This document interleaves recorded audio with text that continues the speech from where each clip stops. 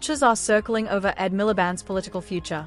Reports indicate that the Energy and Net Zero Secretary may be dismissed in Sir Keir Starmer's upcoming reshuffle, a desperate move by the Prime Minister to distance himself from the problematic net zero agenda that threatens the Labour Party's stability.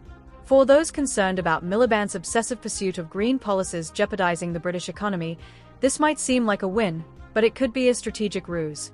Starmer is reportedly recognising the electoral dangers of the net zero agenda and is preparing to sacrifice Miliband for political survival. He aims to shift the government's focus from net zero to economic growth, especially with the next election likely being a referendum on the damaging effects of these green policies. This maneuver appears to be pure political opportunism. Miliband's time as Energy Secretary has showcased extreme ideology disguised as policy.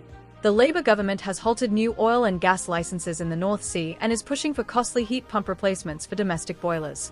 Critics argue that Miliband's aggressive stance on reducing carbon emissions has led to skyrocketing energy costs, pushing many families into fuel poverty.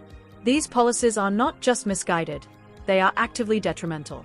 Labour's recent support for expanding both Heathrow and Gatwick airports is seen as a significant setback for Miliband, who also opposed cuts to aid spending while increasing the defence budget.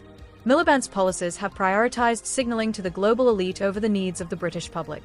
As a source noted, the need to revive the struggling economy has overshadowed the net zero agenda.